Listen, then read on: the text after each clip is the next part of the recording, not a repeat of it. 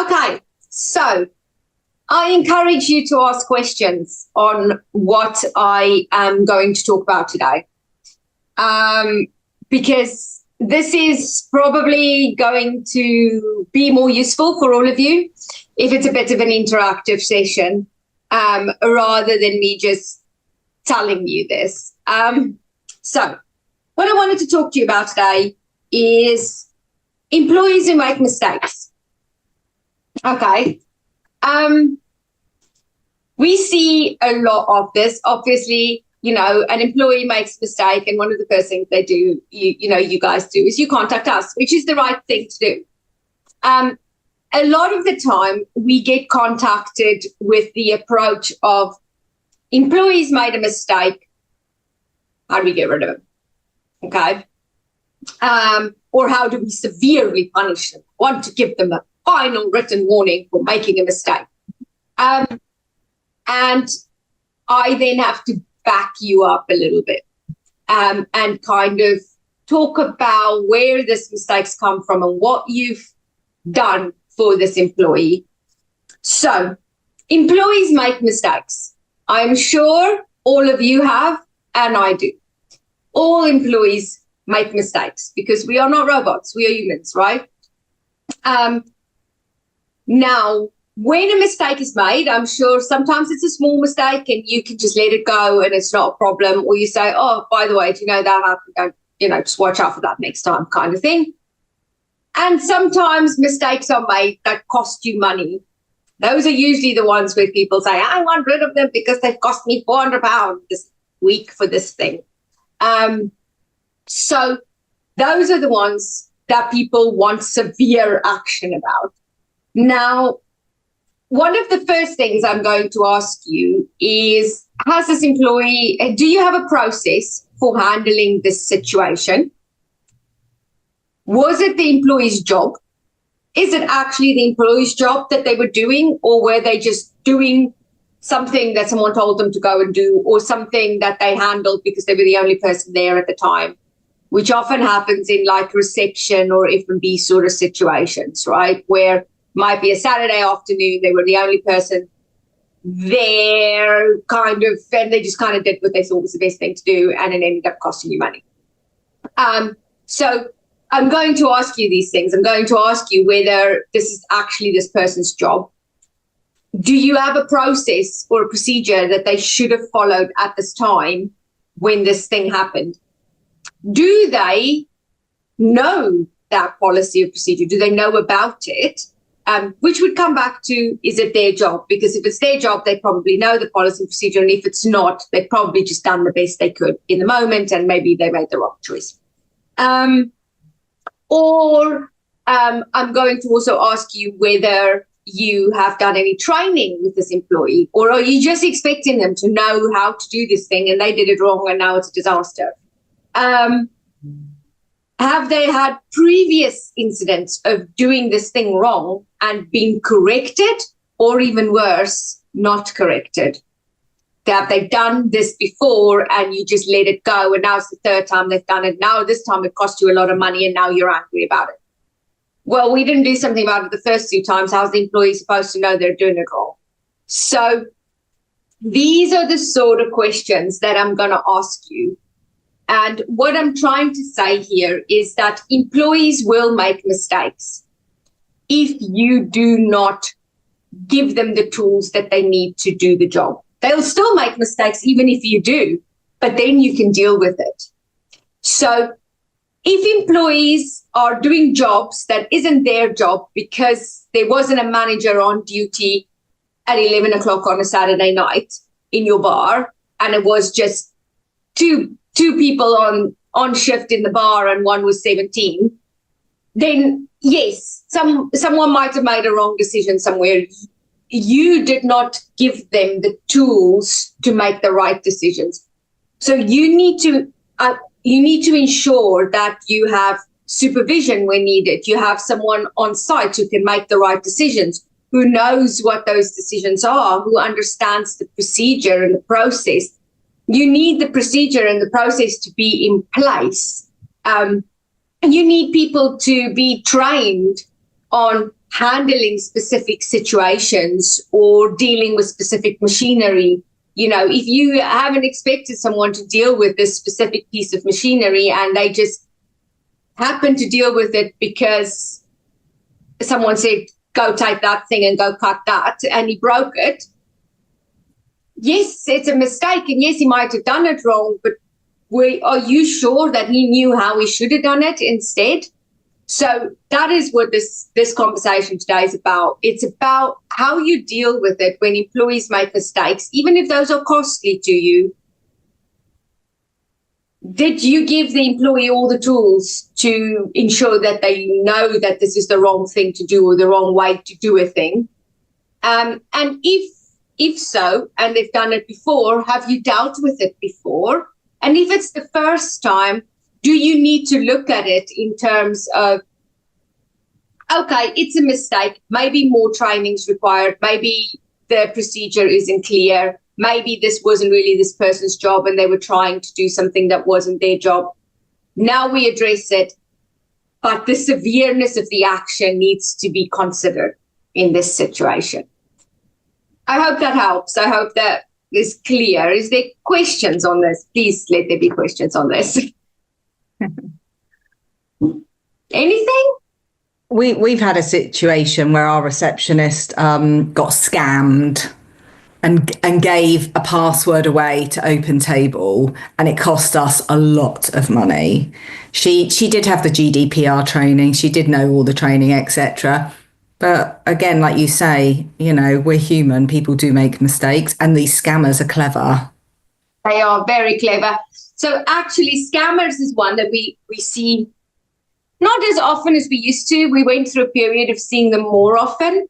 But we do see scammers, and scammers is a really, really difficult one for our clients to deal with, because it usually costs you a lot of money, like deep into the thousands, right? Mm-hmm. And a lot of time the employee has had all of the training and they still fell for it, because the scammers are very, very clever. They're very, very clever.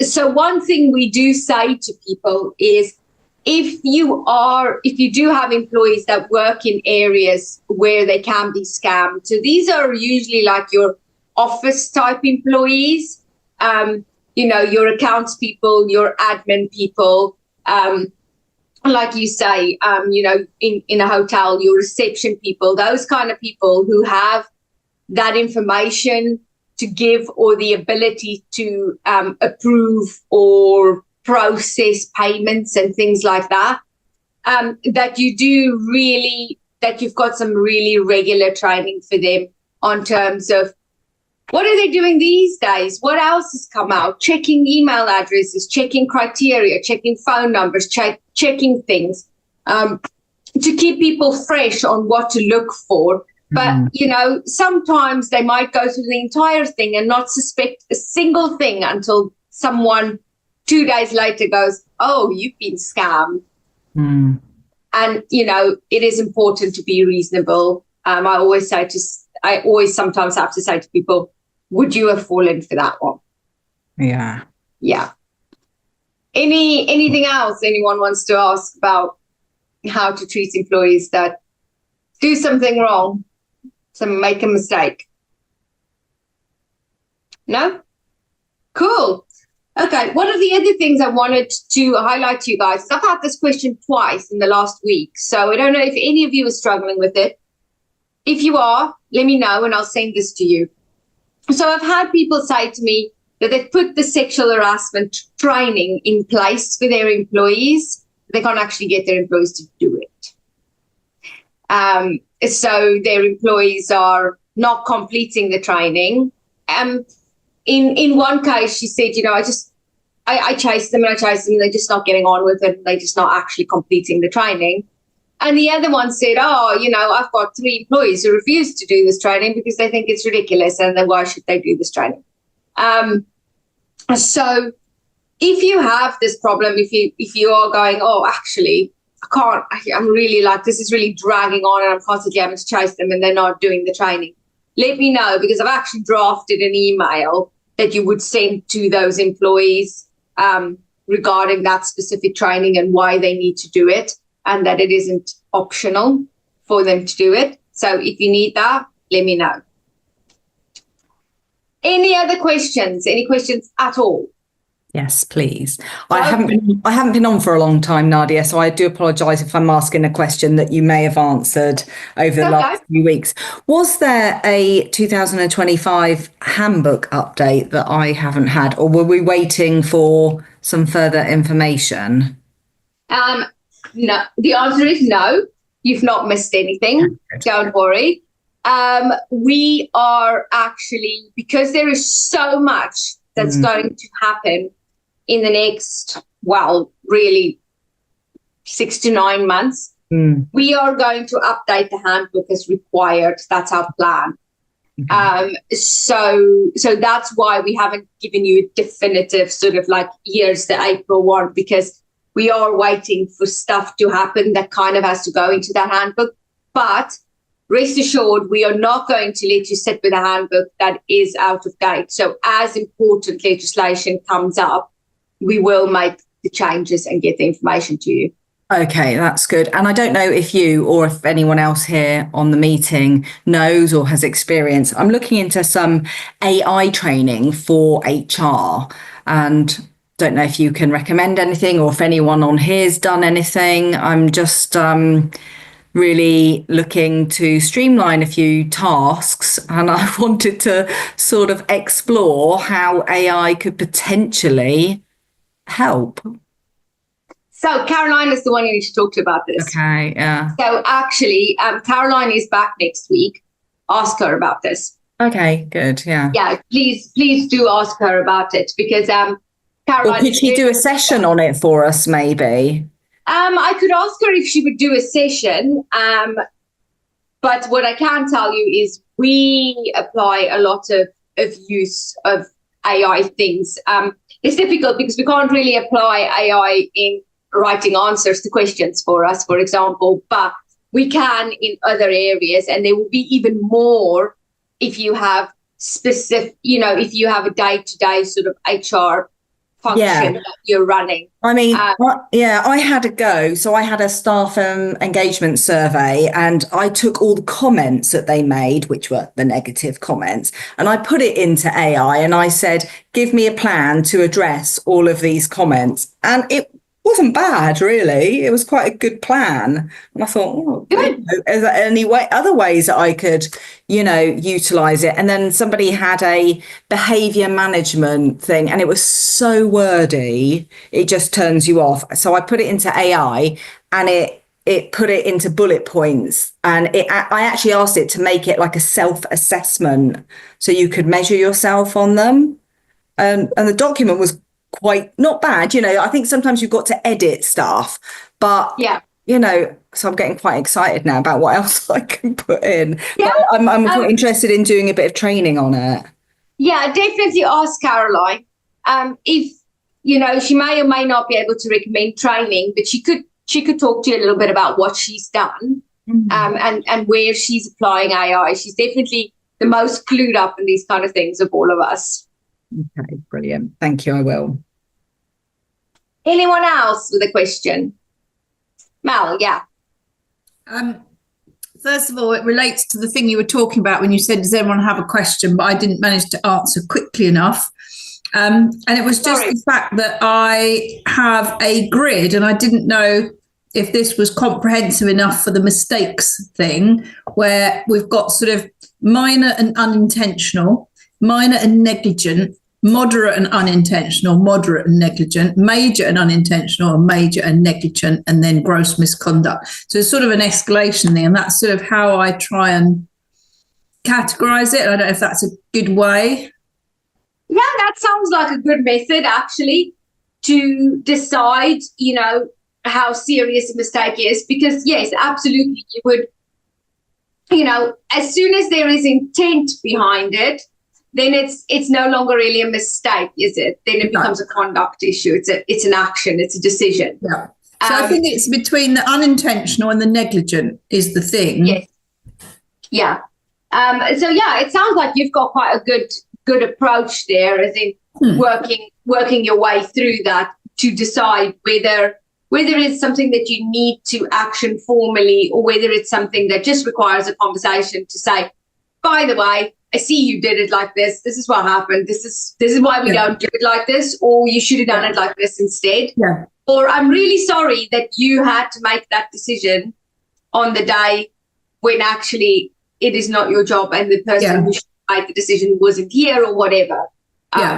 So I thought that might be helpful for people, because it's like I've put the severity and then the intent. So with the unintentional, I've put simple human error, no harm done. But with minor and negligent, should have known better, didn't take care type of thing. And then that's the niggly one. That is the niggly one, because I find a lot of employers think someone should have known better. When I'm saying, why?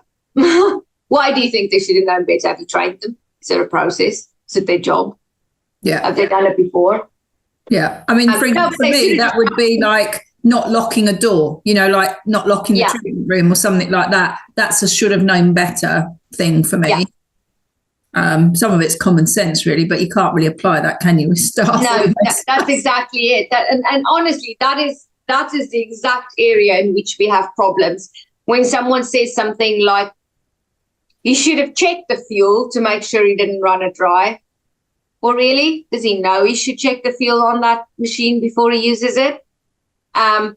Should have locked the treatment door. Really? Do they know they should lock the treatment doors? Are they told they should lock the treatment doors? Things like that. So when we assume people should know, or we think it's common sense, when a lot of the time, well, you can't discipline someone on, I think you should have known. No. Okay. So my question is, can you do a 0 hours and a fixed term contract? I've just done one, but I guess you can, yeah? And I looked at 2 contracts for this. So I looked at a fixed term from you guys and a 0 hours. And I noticed that in the fixed contract, there's the non-compete clause for 3 months, i.e. you can't for 3 months go up in competition with the business. But in the 0 hours, I don't think there's any restrictive covenants. Is that correct? Yeah, it is. So legally, you can't put restrictive covenants on 0 hour employees. It's actually illegal to do that. And that is because the idea with 0 hour work is that person is not solely working for you.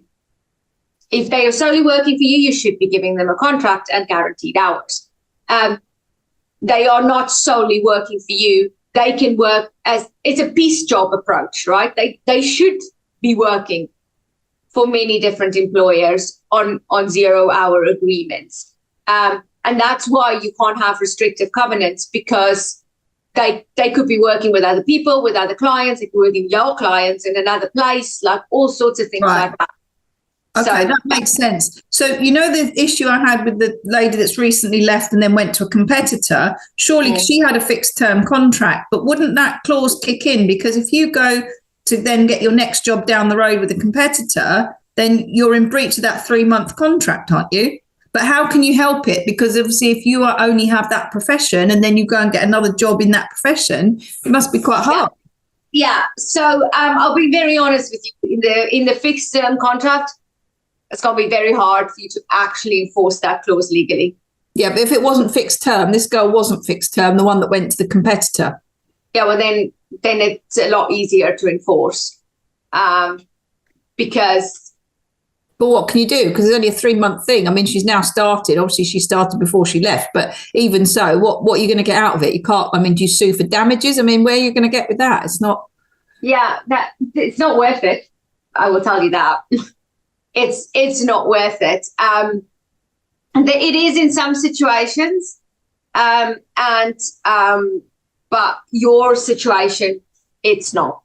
Or if someone is a greenkeeper in one place and then goes and works for the club next door as a greenkeeper, you're not going to get very far with it. It's going to be it's going to cost you a lot more and be a lot more effort than it's worth, because at the end of the day, you're just, it's a difference between being a director of a business, who is, if you've got an HR director of a business who then goes and works for the direct competitor as an HR director, then it's worth suing, because they have information, they have access, all of those kind of things that make them a risk when they go and work for another employer that is your direct competitor. So you kind of have to look at whether it's worth it, and you have to act very quickly with these things.